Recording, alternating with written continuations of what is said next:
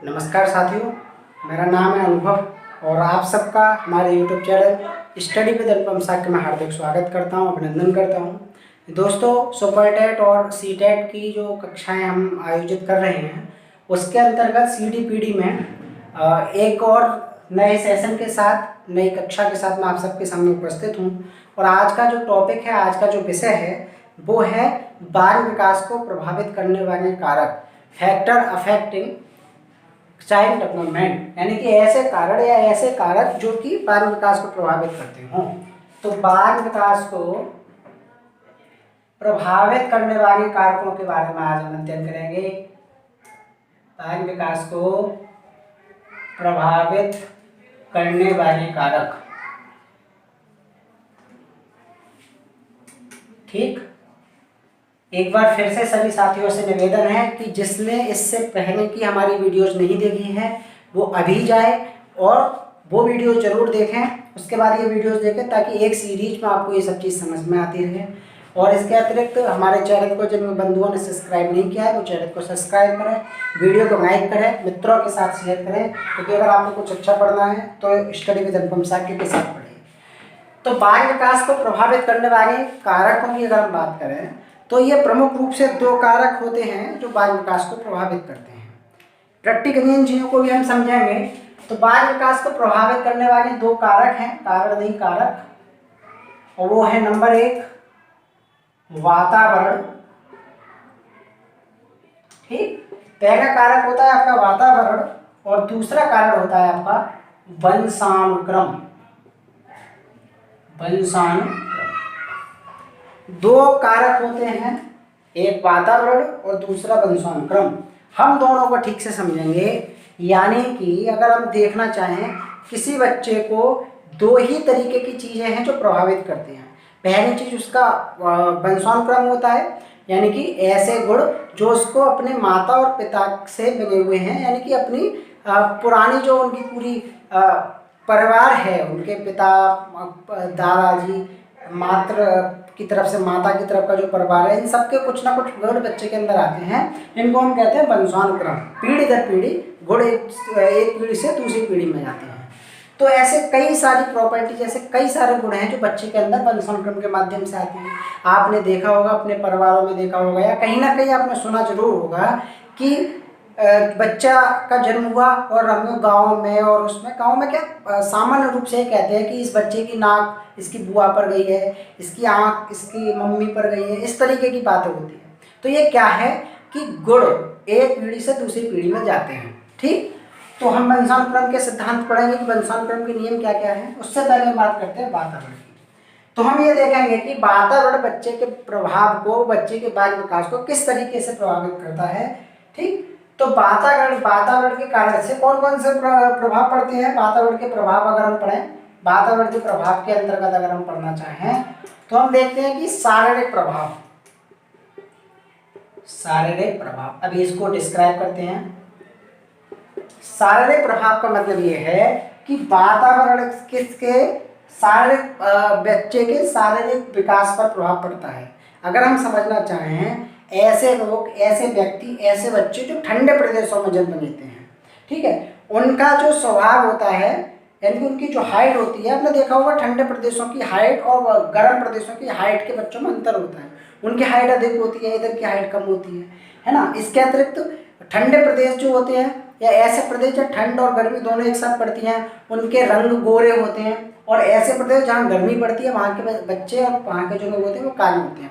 अगर उदाहरण के लिए समझना चाहें तो वेस्ट इंडीज, अगर देश की बात करें, और भारत की बात करें, अपने देश की बात करें, तो हमारी जो साउथ के स्टेट है ना, तेलंगाना, तमिलनाडु, कर्नाटक, आंध्र प्रदेश, यहाँ के जो लोग हैं, इनका जो रंग है, स्किन कलर जो है, वो अपने यहाँ से, यानी कि उत्तर प्रदेश है ना, उत्तराखंड, उत्तर प्रदेश भी एक ऐसा राज्य है जहाँ ठंड और गर्मी दोनों पड़ती है, दिल्ली, ऐसे राज्यों में उन पर काफ़ी अंतर पाया जाता है। तो इस तरीके से बच्चे के शारीरिक प्रभाव, शारीरिक विकास को वातावरण प्रभावित करता है, ठीक है। दूसरा मानसिक प्रभाव, ठीक, मानसिक प्रभाव। अच्छा, एक बात और जोड़ दूं मैं, शारीरिक प्रभाव में वातावरण से सिर्फ आप इस तरीके की चीज ना लें कि राज्यों में ठंडे प्रदेश, गर्म प्रदेश। आपने देखा होगा कि ऐसे परिवार जो कि जिनके पिताजी बड़े स्ट्रॉन्ग रहे हैं, यानी कि बड़े ताकतवर रहे हैं, उनके बच्चों के अंदर भी वो गुण आते हैं, वो भी मोटे तंदुरुस्त रहते हैं। फॉर एग्जाम्पल हरियाणा में यही है, हरियाणा उदाहरण है इस बात का, है ना। इस तरीके के प्रभाव पड़ते हैं। परिवार भी एक तरीके का वातावरण है। दूसरा मानसिक प्रभाव, ये देखने में अक्सर आता है कि जिनके पिता पढ़ने में बहुत अच्छे रहे हों, जिनके पिता अध्यापक रहे हों, जिनके पिता अधिकारी रहे हों, उनके बच्चों में भी ये गुण होते हैं। यानी कि एक परिवार का माहौल, एक परिवार का ऐसा इस तरीके का वातावरण बनता है कि जो बच्चे के मानसिक प्रभाव पर असर डालता है। जैसे कि अगर आपके परिवार का माहौल में पढ़े लिखने वाला है, आपके परिवार में अध्यापक हैं, आपके परिवार में डॉक्टर हैं, आपके परिवार में इंजीनियर हैं, तो आपके परिवार में जो भी बच्चा जन्म लेगा उसकी रुचि पढ़ाई की ओर होगी। क्यों? क्योंकि आपके पूरा जो वातावरण है वो उस तरीके का बना हुआ है। तो मानसिक प्रभाव, मानसिक विकास को भी वातावरण पूरी तरीके से प्रभावित करता है। तीसरा होता है व्यक्तिगत प्रभाव। व्यक्तिगत प्रभाव हर एक व्यक्ति के, जैसे इसका उदाहरण आपको समझना है तो क्या होता है कि ऐसे परिवार व्यक्तिगत कुछ विकास, व्यक्तिगत प्रभाव भी वातावरण से हम लोगों को पड़ते हैं। हम ऐसे वातावरण में जी रहे हैं जहाँ का माहौल जिस तरीके का है उस तरीके के हो जाते हैं। जैसे कि अगर हमारे आसपास बहुत सारे व्यापारी वर्ग हैं तो इसकी पूरी प्रबल संभावना है कि हमारे अंदर उन सबके साथ रहने से, उन सबके साथ घूमने से व्यक्तिगत गुण हमारे अंदर भी ऐसे परिवर्तन होना शुरू हो जाए। संगति का असर इसको आप कह सकते हो। अगर हमारे मित्र की जैसी आदत है, हमारे मित्र जो काम करते हैं वो चीज़ हम भी सीख जाते हैं, तो वो जो पूरा का पूरा सीन है वो हमारे अंदर व्यक्तिगत रूप से भी आ जाता है। तो व्यक्तिगत प्रभाव को वातावरण प्रभावित करता है। ठीक, शैक्षिक प्रभाव, ठीक, शैक्षिक प्रभाव ये भी वातावरण प्रभावित करता है शिक्षा के जगत में, है ना। इन सब चीज़ों से इसको जोड़ सकती है। जिस तरीके का माहौल है उस तरीके की वहाँ की शैक्षिक प्रवृत्ति भी होती है।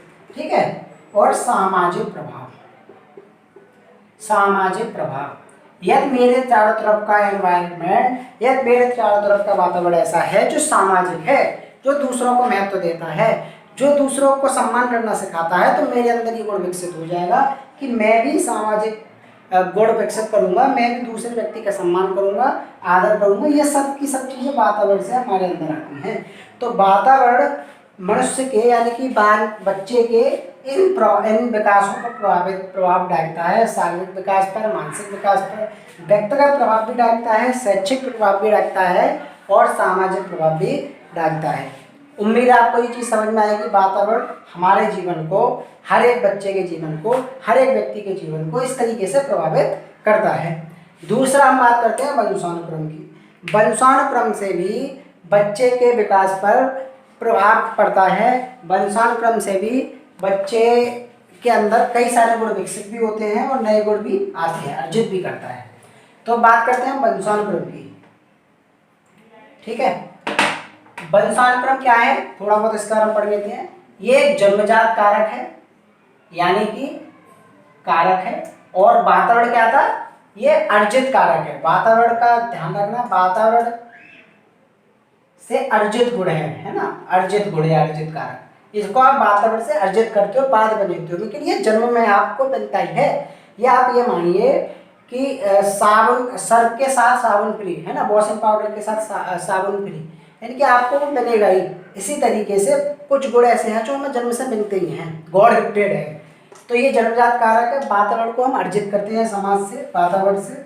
ठीक है, इसमें हम गुणों की बात करें तो इसके 6 नियम होते हैं। वंशानुक्रम के 6 नियम होते हैं। उन 6 नियमों का हम अध्ययन करेंगे तो हमारा ये टॉपिक खत्म हो जाएगा। वातावरण किस तरीके से प्रभावित करता है वो हमने पढ़ा। अब हम पढ़ते हैं जन्मजात जो गुण हैं, यानी कि वंशानुक्रम है, वो मनुष्य को इस तरीके से प्रभावित करता है। तो वंशानुक्रम के 6 नियम होते हैं।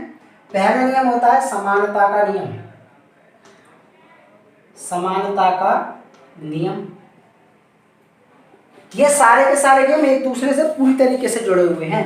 सब में लगभग हिस्ट्री, सबकी लगभग थ्योरी एक जैसी है। समानता का नियम ये है कि बच्चे के अंदर इस तरीके के गुण विकसित होते हैं जो उसकी पीढ़ी से, यानी कि उसके माता, उसके पिता और उसके पूरे परिवार से समानता प्रकट करते हैं। यानी कि किस तरीके के गुण, अगर एक परिवार, यानी कि एक ऐसा परिवार है जो व्यवसायी है, जिनका स्वर्ण का व्यवसाय है, तो इसकी पूरी संभावना है कि उस घर में जो बच्चा जन्मेगा उसके अंदर वो व्यवसाय पीढ़ी से ऑटोमेटिकली ट्रांसफर हो जाए।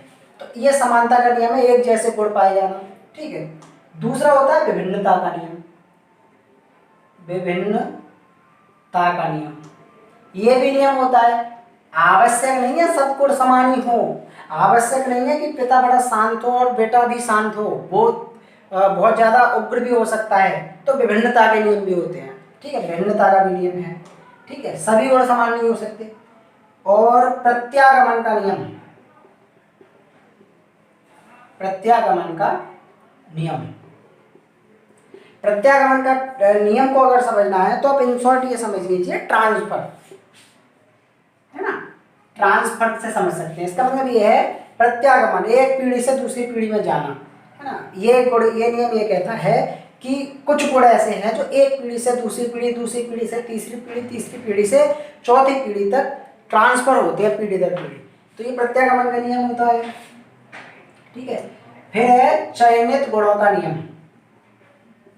चयनित गुणों का नियम, इस नियम को समझते हैं।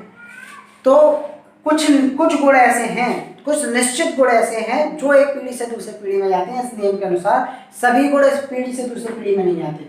तो ये चयनित गुण, कुछ गुण हैं, जैसे एक पिता है, उसमें बड़ी शांत प्रवृत्ति है, उसकी माता उग्र है, उसके परिवार में सबका इतनी शांत प्रवृत्ति नहीं है, तो ऐसा हो सकता है कि सिर्फ शांत वाली प्रवृत्ति उसके अंदर आ जाए। या फिर ऐसा हो सकता है कि माता पिता, एक कोई ऐसा गुण है जो माता पिता के अंदर नहीं है लेकिन उसके परदादा के अंदर रहा होगा, वो गुण हो सकता है कि एक पीढ़ी से दूसरी पीढ़ी में ना जाके सीधे सीधे इस बच्चे में आया हो। तो कुछ गुण ऐसे हैं जो चयनित हैं, जो एक पीढ़ी से दूसरी पीढ़ी में जाते हैं। ठीक है। फिर है मातृ व पितृपक्षों का नियम। मातृ व पितृपक्षों का नियम, इसका मतलब यह है कि माता और पिता, इन दोनों की पीढ़ियों से गुण बच्चे के अंदर जा सकते हैं। अब माता और पिता के अंदर भी, इनके जो पिता हैं इनके भी माता पिता रहे होंगे, यानी कि दादा दादी। ठीक है। ऐसे ही जो माता है इसके भी माता पिता रहे होंगे, नाना नानी। तो नाना के या नानी के गुण भी इसके अंदर आ सकते हैं, दादा और दादी के भी गुण आ सकते हैं, और इनकी भी पीढ़ियों के गुण इसके अंदर आ सकते हैं। तो क्या है कि मातृ और पितृ पक्षों के दोनों पक्षों से गुण एक पीढ़ी से दूसरी पीढ़ी में जाते हैं। ठीक है। और अंतिम है संयोग का नियम। संयोग का नियम, इस नियम के अंतर्गत हम ये कह सकते हैं, कुछ नियम ऐसे होते हैं जो ना तो इनकी पीढ़ी में कभी रहे हो, ना ही इनकी पीढ़ी में रहे हो, लेकिन इस बच्चे के अंदर आ गए हो। ऐसे नियम को हम कहते हैं संयोग का नियम। ये संयोग से आते हैं नियम, ना तो पितृपक्ष में थे ना मातृपक्ष में थे। तो ये वंशानुक्रम के 6 नियम थे। एक बार फिर से पढ़ते हैं। समानता का नियम, इस नियम के अनुसार पीढ़ी से दूसरी पीढ़ी में समान गुण ट्रांसफर होते हैं, समान होते हैं। दूसरा था विभिन्नता का नियम, आवश्यक नहीं है कि सभी समानताएं एक जैसी हों। तीसरा था प्रत्यागमन का नियम, एक पीढ़ी से दूसरी पीढ़ी में गुण जो है वो ट्रांसफर होते रहते हैं।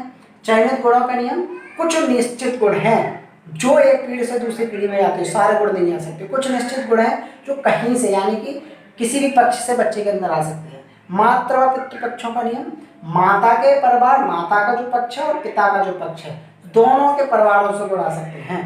ठीक है। और संयोग का नियम, कुछ ऐसे नए गुण हैं जो किसी भी बच्चे के अंदर संयोग बस आते हैं, ना तो माता के परिवार से उसमें गुण था, ना ही पिता के परिवार से उसके अंदर गुण था। तो ये थे हमारे वंशानुक्रम के नियम। वातावरण के बारे में हमने पढ़ा।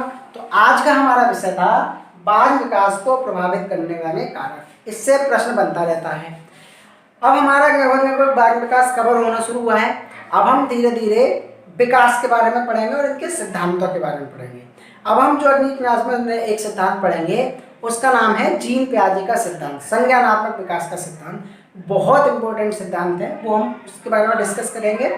और फिर अधिगम पर आएंगे, अधिगम के बारे में पढ़ेंगे, अधिगम के सिद्धांत पढ़ेंगे, कहानियों के माध्यम से आपको पढ़ाएंगे। और ये गारंटी से कहते हैं, अगर आप हमारे साथ पढ़ते रहे तो आपका टेट, सीटेट और सुपर टेट कहीं नहीं गया।